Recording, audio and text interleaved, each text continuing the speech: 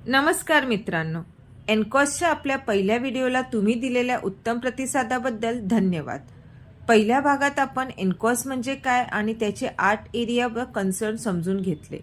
आजच्या या पार्ट 2 मध्ये आपण पाहणार आहोत एनकॉस ऑडिटची प्रत्यक्षात तयारी कशी करायची, की इंडिकेटर्स कोणते असतात आणि नॅशनल टीम असेसमेंटच्या वेळी कोणत्या गोष्टींवर भर दिले जाते.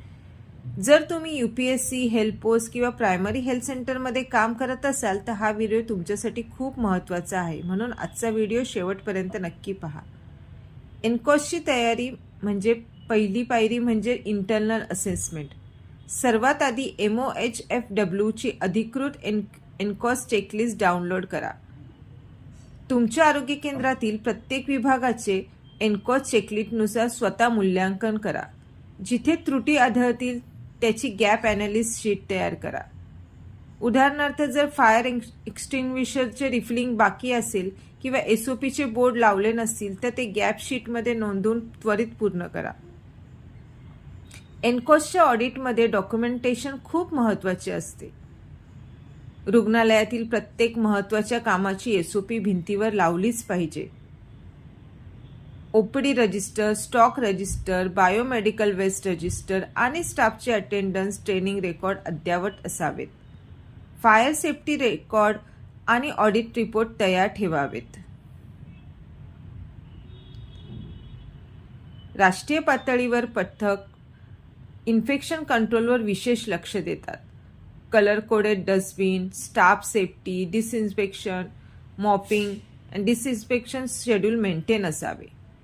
एनकॉसमध्ये गुण मिळवण्यासाठी आउटकम इंडिकेटर आणि पेशंट फीडबॅक खूप महत्त्वाचे आहेत. पेशंट सॅटिस्फॅक्शन स्कोअर, रुग्णांकडून दरमहा फीडबॅक फॉर्म भरून घ्या. एनकॉस आणि PSS 60 ते 70% जास्त असणे आवश्यक आहे. KPI म्हणजे औषधांचा साठा संपण्याचे प्रमाण, stock out rate, wastage rate, पेशंटचा वेटिंग टाईम यांचे रेकॉर्ड दरमहा ट्रॅक केले पाहिजेत. राष्ट्रीय टीम येण्यापूर्वी मॉक ऑडिट करून घ्या. नर्सेस, अटेंडर्स, सफाई कर्मचाऱ्यांना त्यांच्या कामाबद्दल आणि एनकॉसच्या नियमांबद्दल विचारा.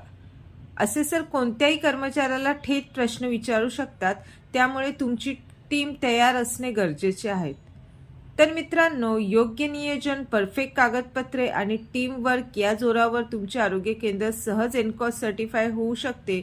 तुम्हाला जर एनकॉसच्या चेकलिस्ट, इंडिकेटर किंवा SOP ड्राफ्टबद्दल काही मदत हवी असल्यास तर खाली कमेंटमध्ये नक्की सांगा.